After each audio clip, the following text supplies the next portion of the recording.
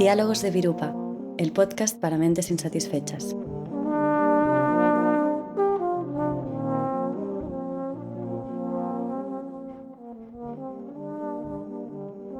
Hola a todas, qué emocionante empezar nuestro podcast Diálogos de Virupa. Nos parecía importante que el podcast fuera un homenaje a la tradición griega por la importancia que concedemos al diálogo, que literalmente significa a través de la palabra. Y es que es la palabra a través de las otras, junto a las otras, lo que nos da orientación en el mundo. Por eso el diálogo no es un monólogo, sino una forma de práctica, un entreno espiritual, donde el encuentro entre dos o más personas para conversar transforma a las interlocutoras, les permite trascender sus pequeñas verdades. Y qué mejor interlocutor que nos acompañará en todos los programas, o eso creo, que el Ama Nawang Norbu, el maestro residente de Casa Virupa. De hecho, yo he aprendido de ti muchísimas cosas gracias a tu cuidado agudo y constante sobre el lenguaje y la comunicación, pues tu propuesta de acompañamiento espiritual es eminentemente dialógica, ¿verdad? Y me gusta hablar. Así que muchas gracias por hacerme compañía y por dialogar conmigo. A ti, Gloria, un placer estar aquí.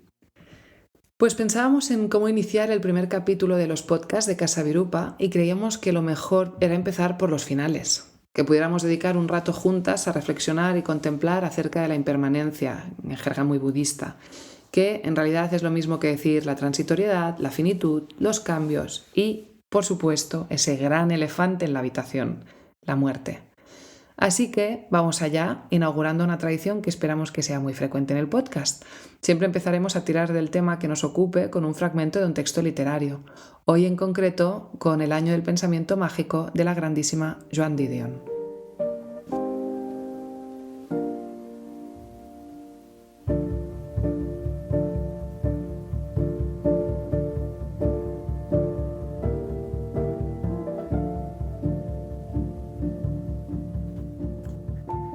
Estuve mucho tiempo sin escribir nada más.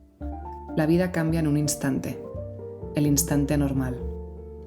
En algún momento, a fin de recordar lo que más me había impresionado del suceso, me planteé añadir esas palabras. El instante normal. Enseguida vi que no hacía falta añadir la palabra normal, puesto que era imposible olvidarlo. La palabra no se me iba nunca de la cabeza. De hecho, era la naturaleza normal de todo lo que había precedido al suceso lo que me impedía creer de verdad que había sucedido, absorberlo, incorporarlo, dejarlo atrás. Ahora me doy cuenta de que esto no tiene nada de raro. Cuando tenemos delante un desastre repentino, siempre nos fijamos en lo anodinas que eran las circunstancias en las que ha tenido lugar lo impensable, en el cielo azul claro del que ha caído el avión, en el recado rutinario que ha terminado con el coche en llamas en el arcén, en los columpios donde los niños estaban jugando como de costumbre cuando la serpiente de cascabel atacó desde la hiedra. Estaba volviendo a casa del trabajo, feliz, triunfador y sano, y de repente ya no existía. Leí en el testimonio de una enfermera psiquiátrica cuyo marido se mató en accidente de carretera. En 1966 me dediqué a entrevistar a mucha gente que había estado viviendo en Honolulu la mañana del 7 de diciembre de 1941. Toda aquella gente, sin excepción, iniciaba sus testimonios del ataque a Pearl Harbor diciéndome que había sucedido una mañana de domingo completamente normal. Era un día precioso de septiembre, normal y corriente, sigue diciendo la gente cuando les pides que te describan la mañana en Nueva York en que el vuelo 11 de American Airlines y el 175 de United Airlines fueron estrellados contra las torres del World Trade Center. Hasta el informe de la comisión del 11S se abría con esta nota narrativa insistentemente premonitoria y sin embargo todavía demudada de asombro. El martes, 11 de septiembre de 2001, amaneció templado y casi sin nubes en el este de Estados Unidos. Y de repente, ya no existía. En mitad de la vida estamos en la muerte, dicen los episcopalianos junto a la tumba. Bueno, es increíble Joan Didion. En este fragmento que abre las páginas del año de pensamiento mágico, donde está introduciendo a la lectora al momento en el que su marido se desplomó al suelo y falleció por un infarto, Didion expone muy bien nuestra relación con la muerte. Siempre irrumpe en lo normal, en lo cotidiano, como si la muerte no fuera lo más absolutamente normal. Y entonces lanzo la primera pregunta. ¿Por qué expulsamos a la muerte de nuestro día a día? ¿Por qué la muerte es lo anormal, Lama? Bueno, nuestro sistema, nuestra mente, básicamente está dirigida, ¿no? Está como básicamente su único uso como fundamental, ¿no? Su único sentido fundamental, desde el budismo diríamos desde un punto de vista superficial, pero claramente nos ocupa, es sobrevivir, ¿no? Entonces, puesto que todo lo que hacemos se basa en esta supervivencia, en esta reafirmación, la muerte es como una especie de paradoja inadmisible, ¿no? No podemos eh, abrirnos a la propuesta de la finitud cuando hay esta especie de programa, esta especie de software, ¿no? Que nos imposibilita y nos incapacita a pensar más allá de nuestra propia supervivencia, ¿no? Más allá de nosotros.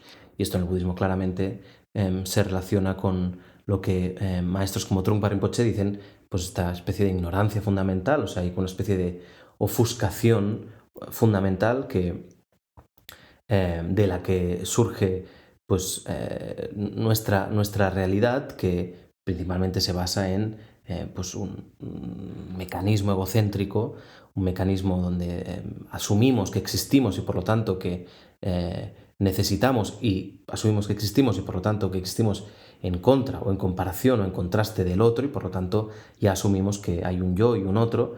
Y en este planteamiento que podría podría parecer inocente, ¿no? En realidad, según el Dharma, según el Buda Dharma, de ahí surgen todo nuestro sufrimiento, todo nuestro panorama de aflicciones y de sufrimiento, ¿no? Y esto lo digo porque cuando se entiende bien de dónde sale o cuál es esta ignorancia fundamental, como decía Trungpa Rinpoche, se entiende entonces esta incapacidad, esta incompetencia a la hora de asumir tranquilamente que nuestra mente, nuestro sistema es finito, ¿no?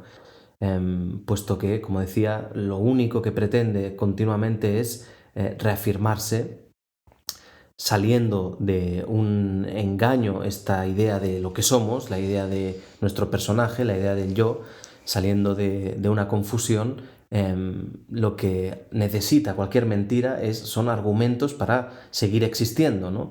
Y lo que necesita nuestro sistema son argumentos que ratifiquen su existencia, ¿no?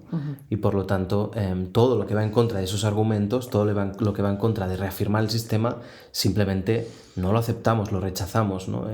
Nos pone en un lugar muy incómodo porque señala directamente o se conecta directamente con esta confusión fundamental.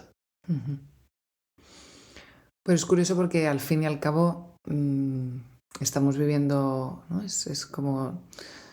Es vivir en contradicción, ¿no? Porque este sistema no es otra cosa que finito, ¿no? Entonces, claro, ¿por qué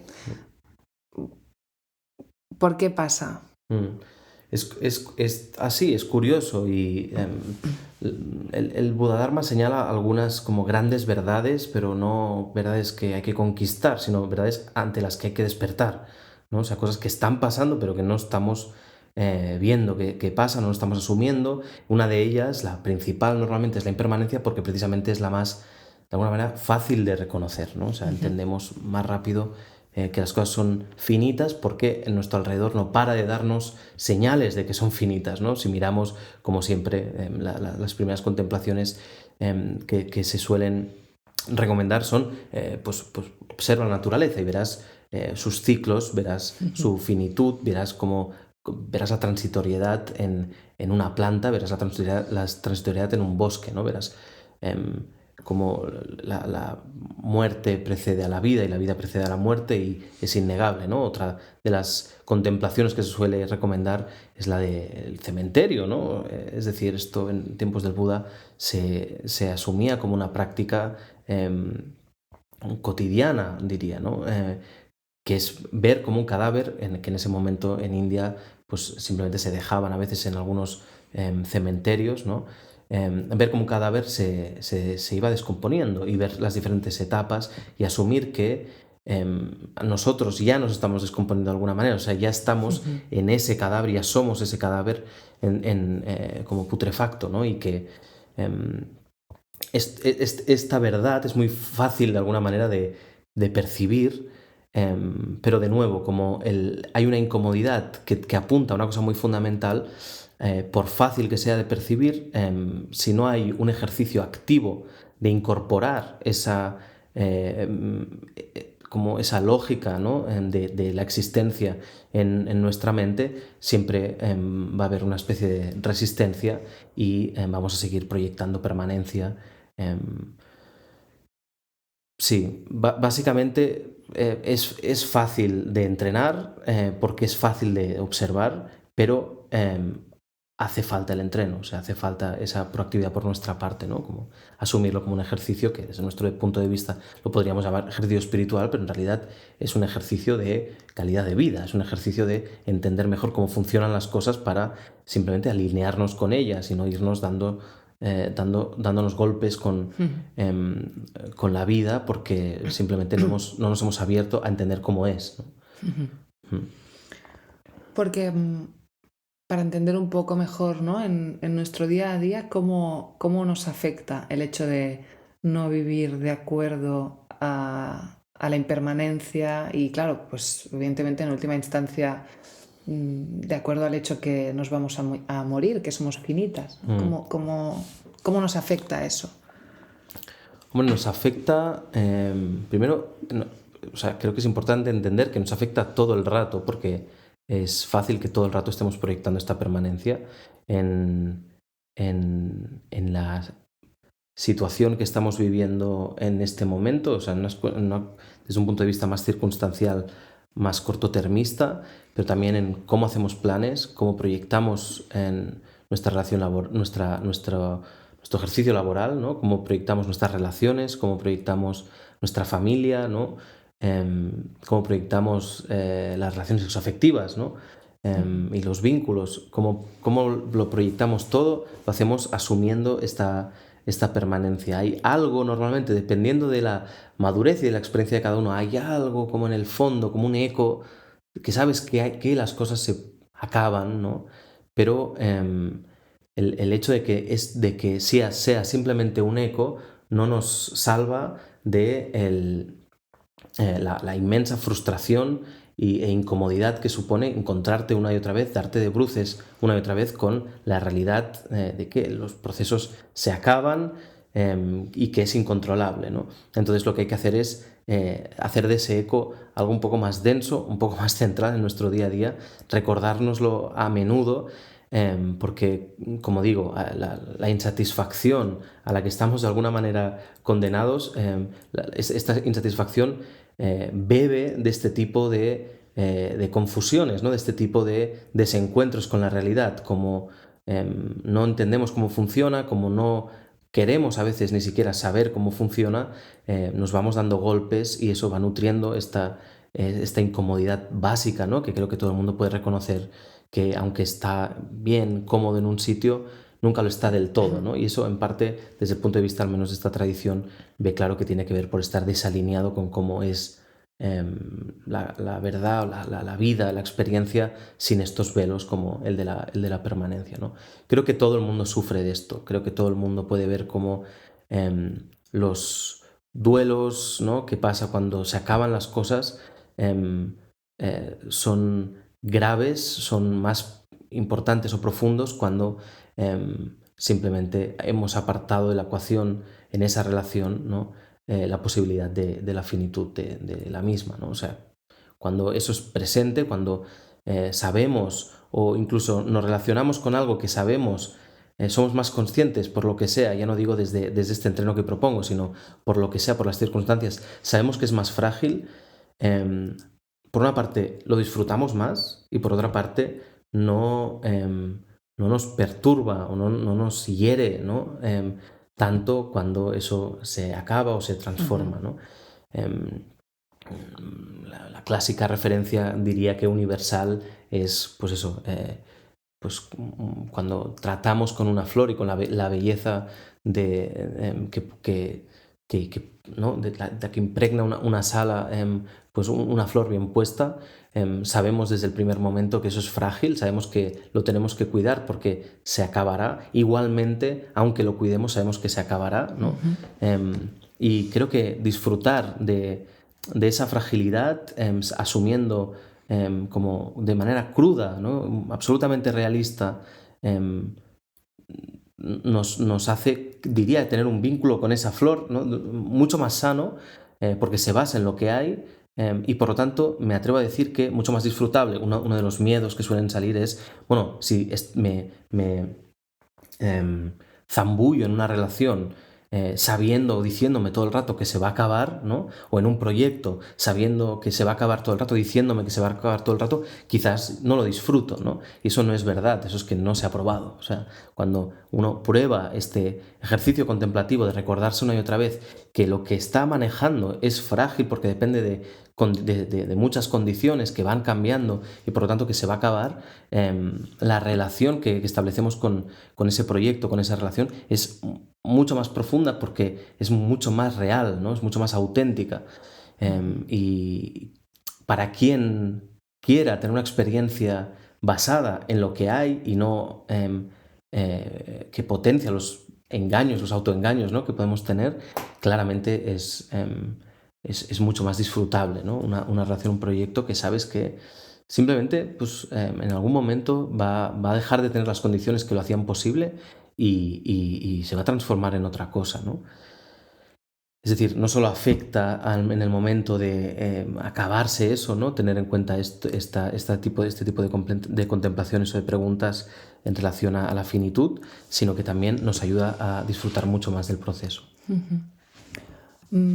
Esta pregunta no sé si puede ser útil para quienes nos estén escuchando, porque bueno, la voluntad de hacer esta pregunta es que sea útil, pero a veces, yo creo que en parte por cómo lo has explicado debería estar resuelto, pero por si acaso. A veces una de las cosas que generan cierto recelo, ¿no? Sobre esta perspectiva, que bueno, que a priori no es muy lúcida, pero es, por ejemplo, ¿no? Has hablado de los duelos. Claro, el duelo no es algo, ¿no? Un duelo por la pérdida de algo, de alguien, es algo natural y de hecho es sano, ¿no? Desde una perspectiva psicológica, transitarlo. Entonces me gustaría si pudieras, ¿no? Como ampliar o explicar un poco cómo alguien que tiene en cuenta la impermanencia en su día a día y lo trabaja, ¿no? Como entreno mental, lo que sea, como una realidad que nos acompaña, vive los duelos, ¿no? No, está clarísimo y es verdad que puede ser un malentendido esto para quien está merodeando el budismo, por decirlo así, ¿no? Y no acaba de aplicarlo ordenadamente, ¿no?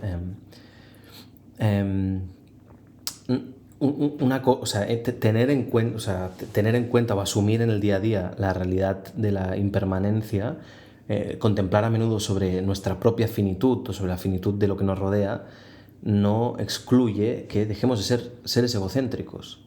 Y como seres egocéntricos tenemos emociones, tenemos aflicciones y nos relacionamos desde el apego, ¿no? O sea, nosotros es muy difícil que nuestra relación, por no decir imposible, mientras hay egocentrismo, que nuestra relación con el otro, nuestra relación con la otra, nuestra relación con nuestros proyectos, con nuestra casa, con nuestras posesiones, sea desde no sea desde una óptica del apego, es decir, de que proyectemos nuestra felicidad y la hagamos como descansar, ¿no? en lo que nos rodea, en las relaciones y tal, ¿no? Y por lo tanto eso significa básicamente desde la óptica del budismo que en el momento en el que eso se mueve, se transforma y se toca, es decir, este entorno en el que de alguna manera te estás proyectando, ¿no? Se está proyectando tu identidad, tu ego, en el momento que eso se toca, sentimos como, mucho peligro, ¿no? Porque no estamos entendiendo bien o de manera sana cómo nos tendríamos que relacionar. Y es muy difícil, o por decirlo, o sea, forma parte del camino de cualquiera que practique, ir desmontando esta proyección y por lo tanto estas relaciones basadas en apegos, ¿no? Entonces, lo que quiero decir con esto es que asumamos o partamos de la base que hay apego y no sintiéndonos culpables porque lo haya, ¿no? Porque no serviría para nada y no nos haría progresar, como nos bloquearía, ¿no? Sentir como simplemente culpabilidad, si nos sentimos responsables sabiendo que hay apego y por lo tanto que todas las relaciones ¿no? que estamos teniendo, todos los vínculos que estamos cuidando, todos los proyectos que estamos empezando, en el momento en el que se acaban, en el momento en que se transforman, por muy presente que lo tengamos, vamos a sufrir. Es decir, nuestro sistema se va a ver en peligro, le van a salir todas las alertas, porque de golpe está poniéndose en jaque, ¿no? su estabilidad, su bienestar, su supervivencia, porque estaba descansando también en eso que se ha acabado, ¿no? Entonces, quiero decir con esto, el budismo lo que hace es entender lo que pasa, ¿no? sin romantizarlo, por decirlo así, y desde ahí aprovechar y sacar el mejor partido, ¿no? Hasta que no podamos librarnos de todos estos autoengaños y velos, ¿no? Que creemos que están como tapando un potencial que eminentemente es sabio, eminentemente es brillante y compasivo, ¿no? Mientras eso siga ahí, todos nuestros procesos y todo lo que vaya pasando, pues serán afligidos y serán complicados.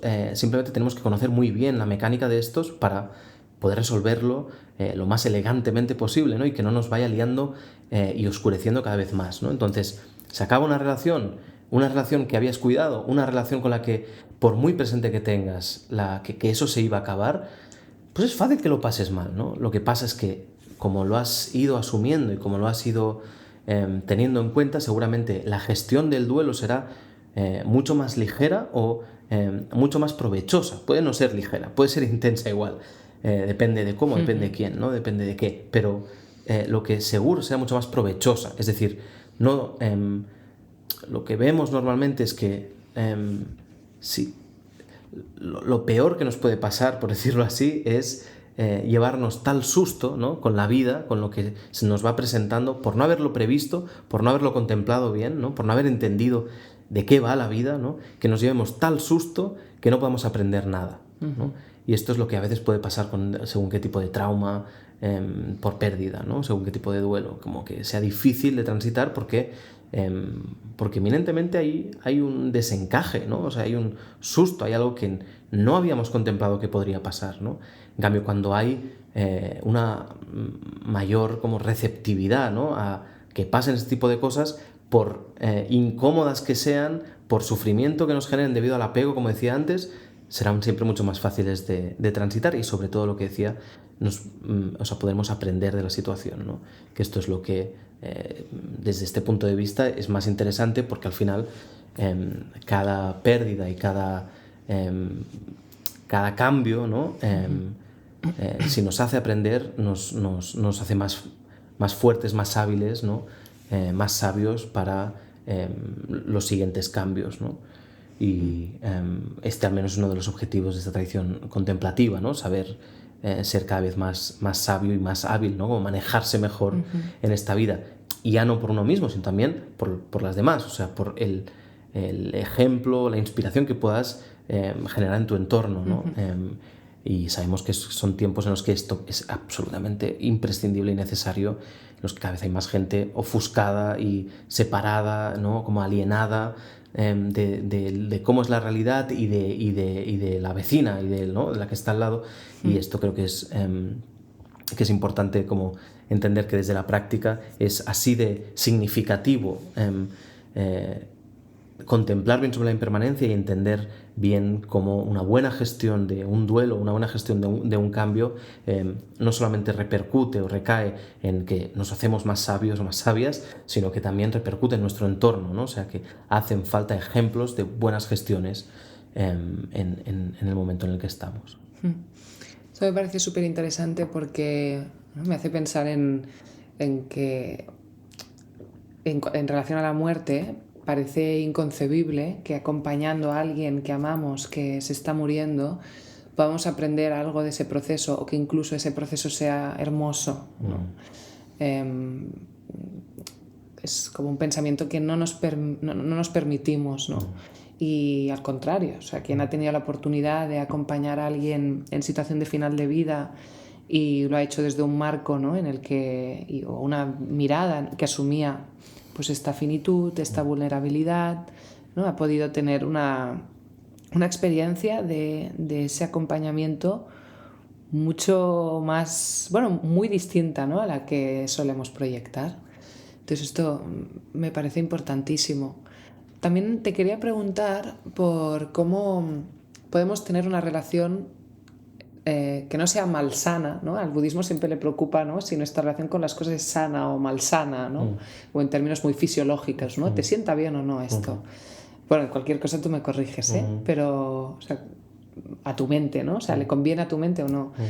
Pero ¿cómo podemos tener una relación que contemple la impermanencia y la posibilidad, ¿no?, bueno, el hecho de que nos vayamos a morir, pero que no nos genere ansiedad? Esto a veces, ¿no?, la gente dice, ostras, pero si piensas mucho en esto te vas a, bueno, como vas a estar afligida o vas a estar ansiosa. ¿Cómo podemos hacerlo para que esté presente pero que tampoco lo aniquile todo, ¿no? Esto es muy interesante porque me haces, en realidad, o sea, creo que llegados a este punto, creo que no podemos obviar que, al menos como lo ve el budismo, como lo ve esta tradición contemplativa, es imposible hacer un entreno básicamente intelectual, ¿no? De hecho, si haces un entreno básicamente intelectual, te estás condenando seguramente a la ansiedad o a la depresión. Es decir, tal y como ahora funciona nuestra mente, sin tocar nada más que añadir nueva información, por muy real que sea, por muy auténtica que sea en comparación a lo que ya había, por muy veraz y cruda y, ¿no? Básicamente lo que vamos a hacer es generar más tensión, ¿no? O sea, porque vamos a ver que no hay como posible cambio, ¿no? Vamos a ver que tenemos una inercia muy fuerte y que deberíamos tener en cuenta ciertas cosas, que es lo que le pasa a mucha gente, ¿no? Debería tener en cuenta esto, pero es que no puedo hacerlo diferente, ¿no? Veo que estoy como engullido por mi propia inercia, ¿no? Es algo que es desesperante. Por eso digo que si alguien que es muy sensible y se lo toma muy en serio, y por eso pasa cuando no, pues eso, gente de ONG se quema muchísimo, o cuando hay gente que va despertando, bueno, esta ecoansiedad, ¿no? O sea, como esta cosa de cuanto más consciente soy de la realidad, de lo que hay, más pesada, ¿no?, es mi mente, más pesado es mi cuerpo. O sea, realmente me hace un efecto de saturarme, ¿no? Y en parte tiene que ver por esta, en realidad, ver que como no entiendes de dónde sale, como no entiendes cuáles son las causas de tu inercia y de la inercia de la gente, ¿no? Simplemente ves el problema y ves esa disonancia, ¿no? Esa disonancia te bloquea o te destruye de alguna manera, ¿no? Entonces esta tradición contemplativa, claro, evidentemente se expone a todo esto y a mucho más y de manera muchísimo más cruda. ¿Por qué? Porque no solamente cuenta con herramientas intelectuales, sino cuenta con herramientas contemplativas o con herramientas meditacionales, ¿no?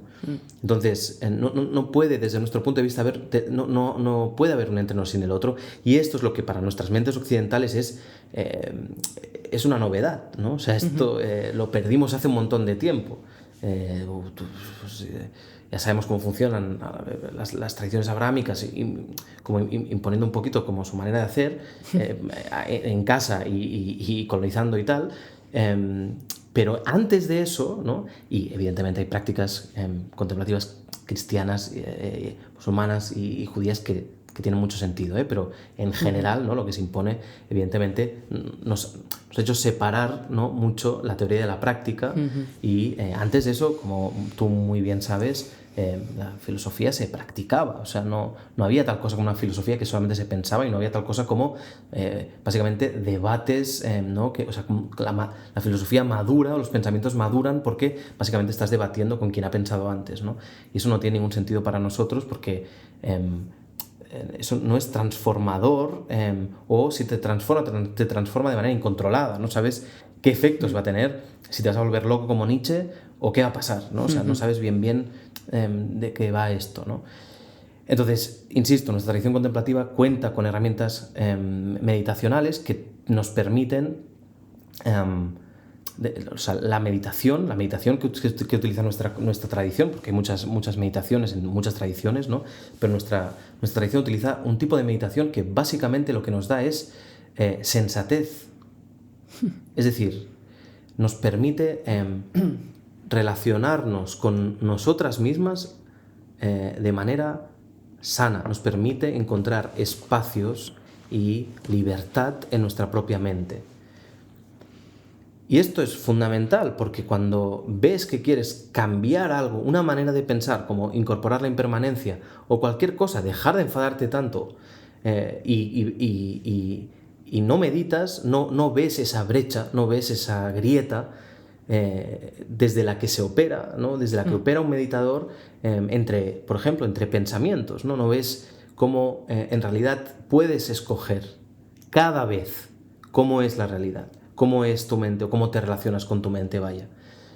Y esto solo se aprende cuando meditas, ¿no? Esto solo se aprende no pensándolo, sino ejercitando como si fuera un músculo, ¿no? Más ejercitando la atención y como devolviéndole, como si dijéramos, a la atención activa, ¿no?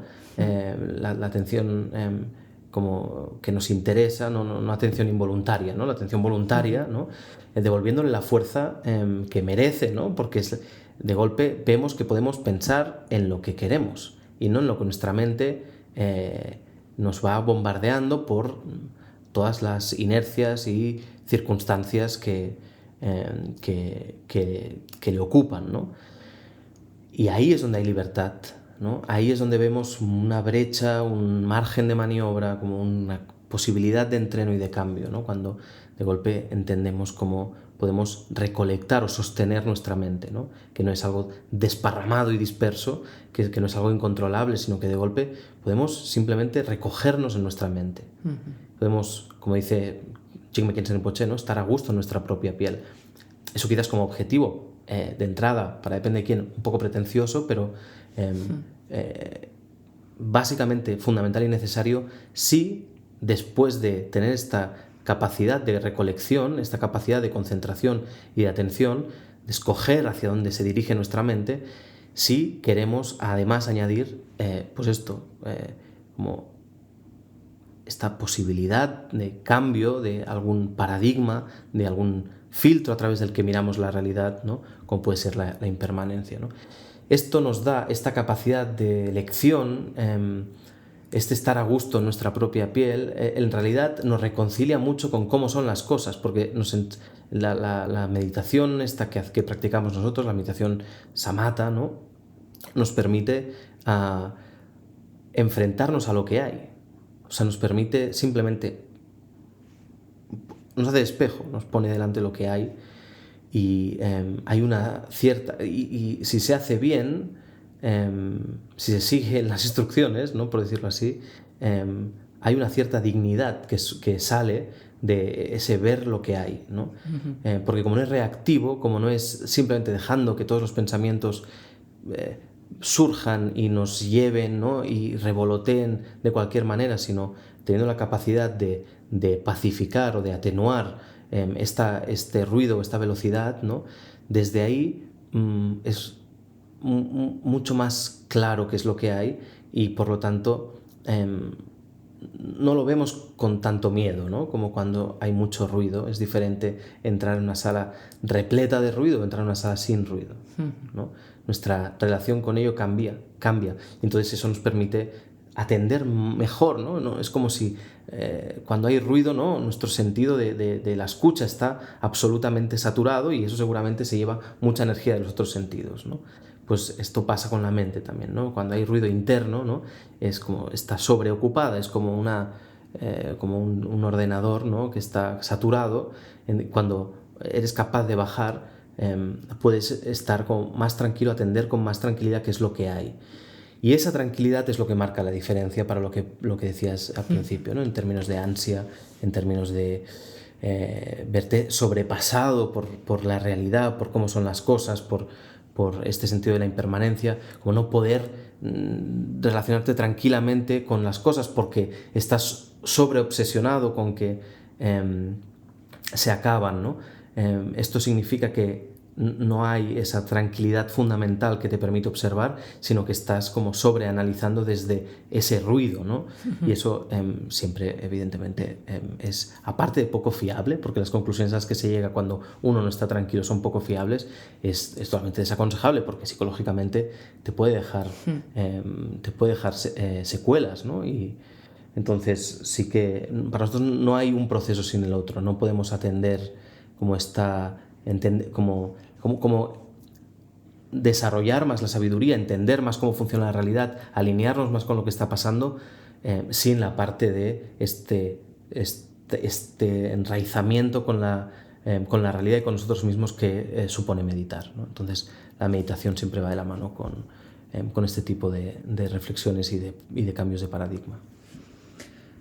No, esto es súper importante, ¿no? También pensaba que si hay alguien que escucha por primera vez, pues eso, enseñanzas budistas como lo que estás dando ahora, o no saben nada de este paradigma, claro, o sea, algo importantísimo que, pues, si seguimos con esto los podcasts ya podríamos tratar más adelante, pero tiene que ver pues con la esfera, ¿no?, meditativa, contemplativa, bueno, la práctica, básicamente, ¿no? Que esta no es una propuesta solo teórica, de hecho es, al fin y al cabo, ¿no?, fundamentalmente práctica, porque espera que según qué principios o realidades filosóficas, conceptos, da igual, ¿no?, que se encarnen, ¿no?, que podamos vivir de acuerdo a estas cosas. Entonces creo que es muy importante lo que has dicho y muy útil.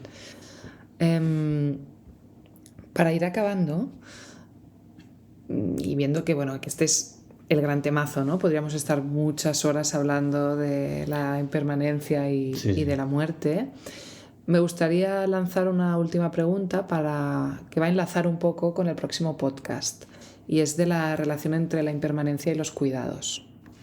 Anne Boyer, en Desmorir, un ensayo brillante sobre la enfermedad en el sistema capitalista, y su experiencia como enferma de cáncer de mama, dice: no es ninguna sorpresa que el índice de mortalidad de las mujeres solteras con cáncer de mama, incluso corrigiendo el sesgo de edad, raza e ingresos, doble al de las casadas.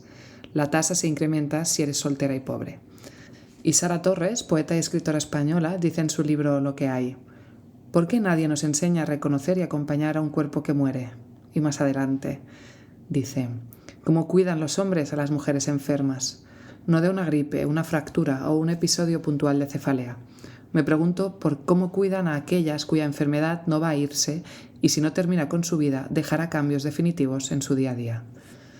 De golpe, la reflexión acerca de la impermanencia y el acompañamiento de la muerte, ¿no?, digo yo, ya no es Sara Torres, la de la muerte de una misma y la de los demás, se convierte en una cuestión política, ¿no? Y me interesa mucho conocer tu opinión al respecto. ¿Qué modelo social y económico esperamos de una sociedad que reniega de la muerte y que nos aboca a morir en soledad?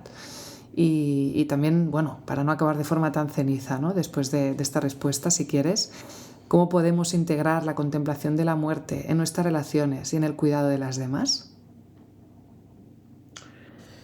Bueno, temazos. Creo que para hablar de esto tenemos que hablar de cómo esta construcción egocéntrica de la que hablaba antes, con la que tenemos que contar a la hora de hacer nuestros procesos, no podemos simplemente pensar que somos libres de egocentrismo y que no sufriremos por las consecuencias del mismo, ¿no? O sea, que habrá apego, habrá aversión y hay ignorancia, claramente.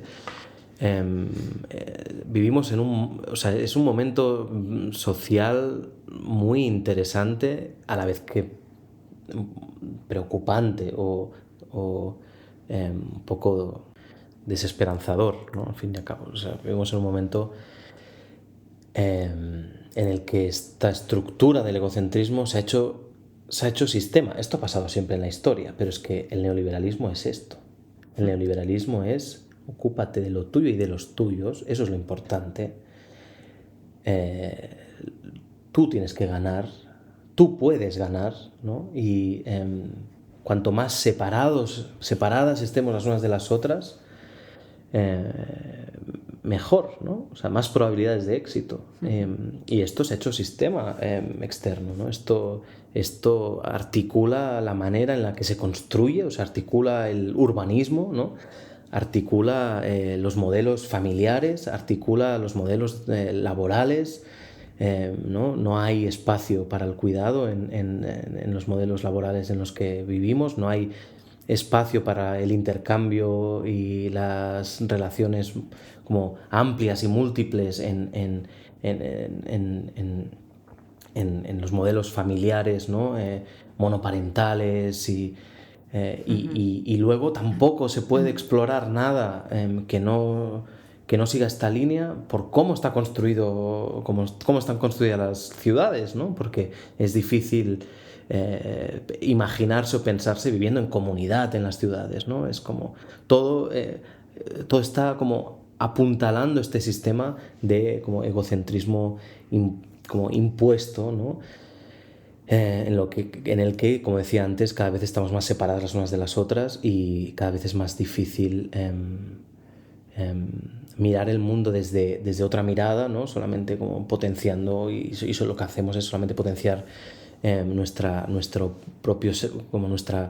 propias ideas, nuestros propios ideales, ¿no? Con además digamos, este tipo de intercambio cultural, o cómo nos están afectando los medios, cómo nos está afectando la prensa, ¿no? O sea, cómo se basa todo lo que vemos en nuestro propio sesgo de confirmación, ¿no? De afirmación, o sea, es decir, todo está un poco mal en este sentido, creo que... Pero por eso mismo me parece interesante, porque creo que es más fácil que en otros momentos en los que quizás había sistemas, o al menos proyección o ilusión por algunos sistemas que ponían un poco más en duda esto, pero me parece muy fácil reconocer estas dinámicas y el sufrimiento que comportan, ¿no? En la sociedad en la que vivimos, ¿no? O sea, si hay un poco de sensibilidad, esto es lo que está pasando, ¿no? Nos ponemos siempre por delante, nos separamos y así nos vamos destruyendo las unas a las otras. Y claramente vamos destruyendo el planeta, o sea, es como que este es el panorama, ¿no? Entonces, evidentemente, no podemos asumir que naturalmente, orgánicamente, ¿no? Sin hacer nada al respecto, primero, la muerte sea un tema. O sea, es imposible que la muerte sea un tema cada vez, ¿no? Las estructuras externas, el sistema, ¿no? Como oculta más, ¿no? Cada vez se refuerza esta idea de la juventud y el apogeo, ¿no? Como el florecimiento, ¿no? Como aquello visible, ¿no? Y por eso en los anuncios de lo que mola, de lo que es guay, de lo que es cool, sale gente joven todo el rato, ¿no? Y así como nosotros mismos nos vamos educando, ¿no? O sea, no hay espacio para contemplar, para atender, ¿no? La degeneración, la vejez que forma parte de la vida y que es maravillosa, ¿no? Y la muerte, ¿no? Un poco, en realidad, como explican que vivía Siddhartha, ¿no? En el palacio, es decir, como su padre que quería que fuera como el heredero del trono, ¿no? Que lo quería apartar de todo este tipo de realidades porque tenía miedo, por cómo vaticinó un astrólogo, ¿no? Que leería la cosa, tenía miedo de que se convirtiera en una asceta o que decidiera como darse a la vida espiritual, ¿no? Entonces, como en realidad es brutal, porque creo que en la historia del Buda, que es en sí mismo una enseñanza, creo que ese palacio representaba eso, una especie de manifestación de lo que el sistema y el egocentrismo quiere, ¿no? Y como una exageración de eso, ¿no? Siempre rodeado de placeres mundanos, de como puedes hacer una falsa sensación de libertad, ¿no? De puedes escoger si haces esto, si haces lo otro, puedes aprender de todo y ser el mejor haciendo todo, que es lo que le acaba pasando a Siddhartha, ¿no? Puedes escoger entre tantas mujeres o hombres como quieras, ¿no? O sea, había como esta cosa así que en realidad se asemeja seguramente, todos los momentos históricos se asemeja seguramente al nuestro específicamente, ¿no? O sea, nosotros ahora mismo es muy fácil entender cómo estamos viviendo en ese palacio, ¿no? Entonces, ¿cómo hacía el padre Siddhartha el sistema, ¿no? Que es la suma de todos nuestros sistemas? No es que haya alguien ahí, no es que haya una especie, no es Soros que nos está controlando, o sea, es una suma de los diferentes sistemas y de la deriva, ¿no? De no haber cuidado como lo que se tenía que cuidar, por decirlo así, nos están apartando pues aquellas realidades que nos sensibilizarían y que nos harían despertar, ¿no? Y la muerte es claramente una de esas incomodidades, de esas incómodas realidades que nuestra sociedad se encarga de ocultar, de despreciar, de apartar, ¿no? Entonces, insisto, orgánicamente no va a ir a mejor, ¿no? O sea, tenemos que ser nosotras en un brillante acto de resistencia que decidamos poner una y otra vez en el centro la vejez, la degeneración y la muerte, ¿no? En nuestra vida es muy fácil de hacer, no solamente, no hay que ir de visita a los tanatorios y a los funerales, o sea, o lo haremos mejor porque pasearemos por los cementerios a menudo. Está bien, digamos, si estamos haciendo una contemplación en concreto, pero no me refiero a esto, me refiero a la capacidad de entender cómo en nuestro día a día hay momentos de degeneración y hay momentos de muerte, ¿no? Recuperar, entender que... localizar, por decirlo así, dónde está habiendo degeneración en nuestro entorno inmediato. Si ahora tú misma, quien nos está escuchando, se pone a pensar dónde hay degeneración, ¿no? Seguramente nos vamos a descubrir, si lo pensamos un momento, viendo que hemos como relegado un poco a un segundo plano, estamos ocultando algunas cosas que están pasando. Quizás nuestros padres están envejeciendo, lo estamos asimilando, lo estamos aceptando como lo llevamos, ¿no? Evitamos pensarlo porque nos da tristeza, ¿no? Porque más tristeza nos dará si se mueren y no hemos aceptado, asimilado, aprendido la realidad de la degeneración y la vejez, ¿no? Igual que el ejemplo más claro quizás es este, ¿no? Como nuestros mayores, pero seguramente hay muchas cosas, ¿no? que están simplemente degenerando y que no estamos cuidando. Somos muy malos con los finales, ¿no? Esto es un clásico, están de moda los oficios que nos hacen emprender y poner en marcha cosas, pero luego, ¿no? Es muy fácil dejarlas ahí y decir yo es que solamente asesoro en los principios, ¿no? O sea, yo es que me apetece montar cosas, pero no acabo bien, ¿no? No acabo de como pulirlo todo y dejarlo cerradito, ¿no? Es como que nos cuesta ese momento como sostener, ¿no? el vaso como hasta que toca la mesa sin dejarlo ir de golpe, ¿no? Es como nos falta esto porque no estamos entrenados, ¿no? Porque todo está puesto para que nos centremos y le demos importancia a los inicios, ¿no? Entonces creo que de verdad tenemos que hacer un ejercicio como proactivo de asimilar esta segunda parte de la vida, ¿no? Primero para no perdernos la mitad de la vida, porque la mitad de la vida es esta segunda parte, y luego porque, insisto, creo que hay que despertar esta sensibilidad porque nos hará mejores cuidadores, ¿no? Al final no podemos cuidar aquello que ninguneamos, aquello que ignoramos, ¿no? Y lo que nos pasa es que somos como no aceptamos nuestra realidad finita, como no aceptamos nuestra degeneración, o no aceptamos la degeneración de las cosas que nos importan y que nos rodean, ¿no? Como no lo hemos asimilado, luego cuando son una realidad, cuando hay que acompañar a nuestra madre que se está muriendo, a nuestra hermana que se está muriendo, a nuestra amiga que se está muriendo, a cualquier vínculo que se está muriendo, el hecho de no haber asumido y madurado esta idea dentro de nosotras, lo que nos hace básicamente es que somos altamente incompetentes, ¿no? Nos ganan nuestras aflicciones, hacemos cosas raras, decimos cosas raras, de golpe ponemos por delante apetitos rarísimos, ¿no? en momentos así, y esto se tiene que entrenar, porque no solo por el clásico de a mí me gustará que me acompañen bien cuando me esté muriendo, es que no es eso, es que de verdad que nos estamos perdiendo la vida si no sabemos sostener, y sostener es cuidar, ¿no? Y cuidar un vaso es no resquebrajarlo cuando toca la mesa, ¿no? Y acompañar bien, pero cuidar a una persona y su final, ¿no? Significa pues tener una cierta elegancia y consistencia delante de su sufrimiento, ¿no?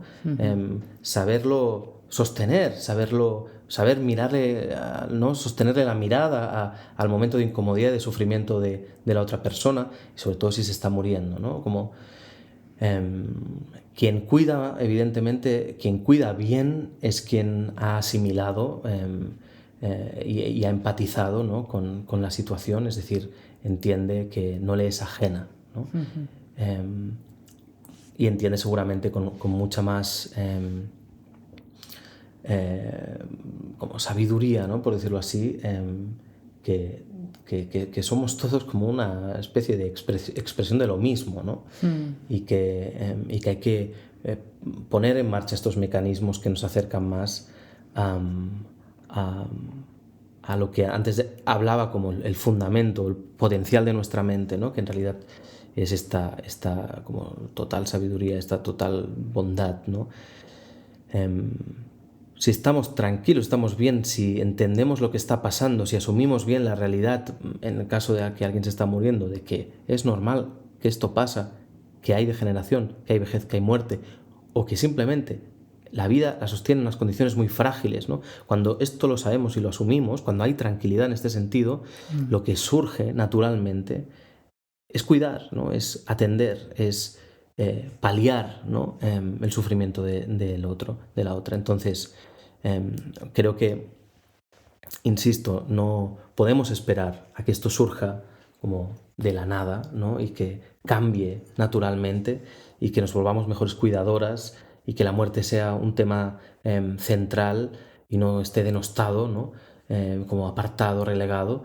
No podemos esperar que pase naturalmente, tenemos que hacer nosotros un ejercicio activo, ¿no? Y en parte el budismo, esta tradición contemplativa, gran parte de su dogma, por decirlo así, se basa en básicamente este objetivo, ¿no?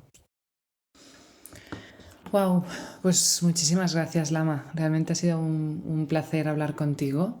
Realmente, bueno, ojalá podamos seguir cultivando esta contemplación más allá de los micrófonos. Muy bien.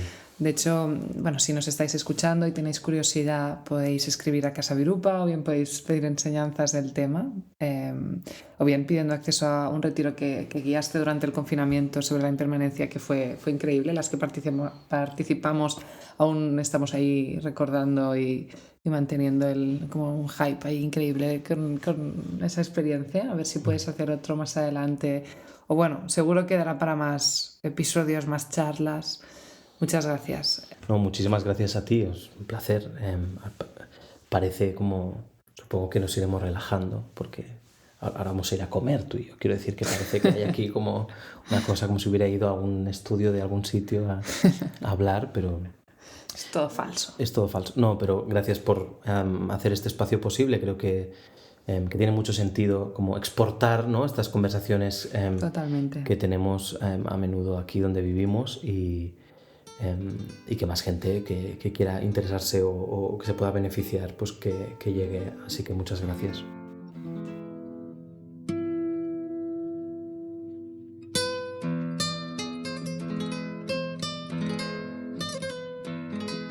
Y para terminar, ahí van algunas de las recomendaciones que te damos para que puedas seguir contemplando acerca del asunto. En el ámbito de la literatura hemos citado a Joan Didion y El año del pensamiento mágico, a Anne Boyer en Desmorir y a Sara Torres en Lo que hay. 3 puertas para adentrarse en este tema de la mano de escritoras excepcionales. Para una aproximación budista puedes leer Estar con los que mueren de la maestra zen Joan Halifax o Las 5 invitaciones de Franco Staszewski. Por supuesto, si quieres adentrarte en el tema de forma cruda y cañera, puedes leer el clásico del budismo Sakya, La triple visión de Ngorchen Konchok Lundrup. Y como referencias cinematográficas te recomendaríamos el clásico El séptimo sello de Bergman, o bien una película estrenada recientemente, 5 lobitos, que es una maravilla también.